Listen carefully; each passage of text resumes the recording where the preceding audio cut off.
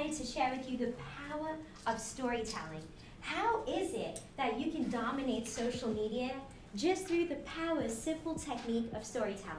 So I'd like to start it off with saying that every time I get up here, I cannot believe for the life of me that I'm speaking up here because I never envisioned it in a bajillion years that it would ever happen, that it would ever occur in my life, because a lot of people don't believe me when I say this, but I had absolutely no confidence at all. There was nothing. It was so bad that every time I used to go in the food court in Cavendish Mall, I used to give my food money to my sister so that she could order the food because I was way too afraid to speak to anyone.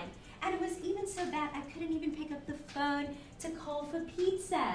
Okay, now you know things are bad, you know?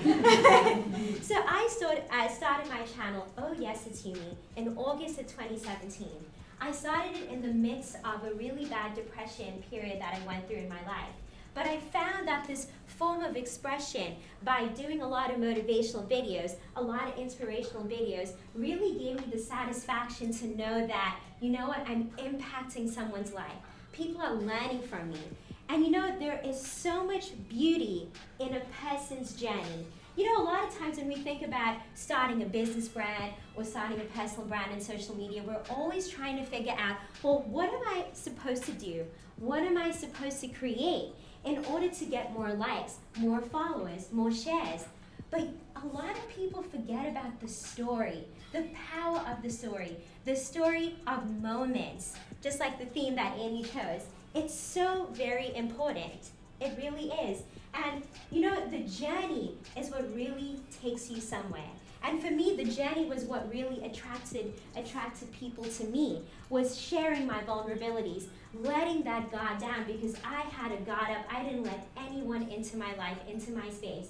But once I decided to let it down and be open with people, share some of my failures, share some of the lessons that I learned, share some of the obstacles that I had to go through to get to where I am today, that made an absolute huge difference in my life.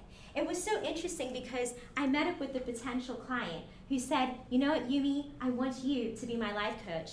And the conversation was going really well, and I said to her, you know what, I'd like to ask you, why me? Why did you choose me over other life coaches?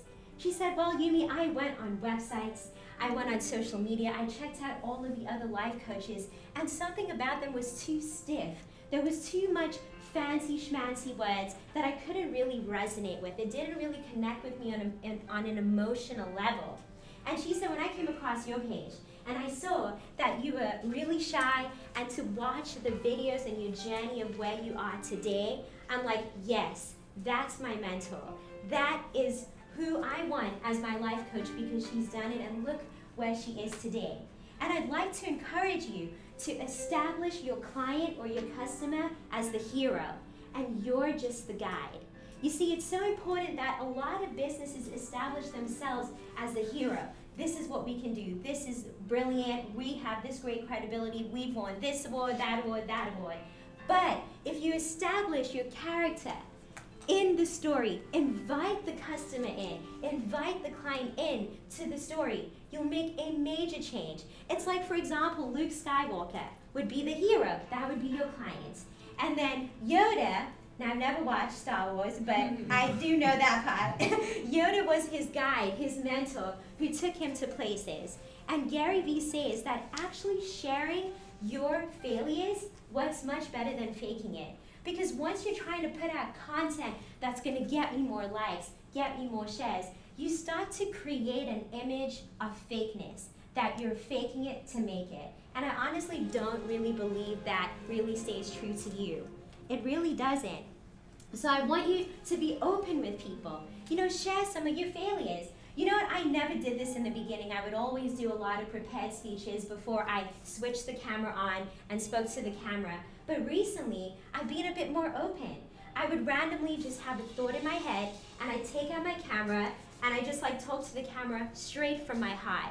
Like, it was just raw, it wasn't edited, there was nothing fancy about it. And funny enough, those specific videos got more engagement than the ones that were prepared. And I was like, look at that. That's absolutely amazing. So I want you to focus more on the words. You know, a lot of times we're focused on the aesthetic look of social media. How is it that we want our page to look? How is it that we want our website to look? Yes, it's important, the technical know-how, algorithms, SEO, all of that, but I want to focus more on writing good sales copy. What is going to resonate with your client? That is just so important, the power of words. Just taking it back to basics, get rid of those fancy schmancy words. Really, truly do. And all of those calls to action, don't overload your client with so much information. Just make like 3 or 4 calls to action, that's it. Nothing more. You see, the thing is that once you do a whole bunch of calls to action, oh my goodness, the person is just so confused, they don't know what's going on. So, in conclusion, I really want you to leave a legacy behind.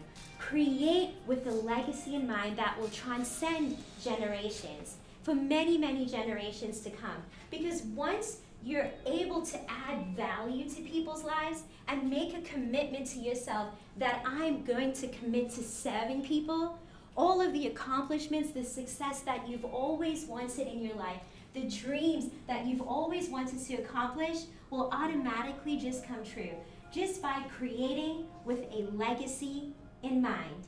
Thank you so much.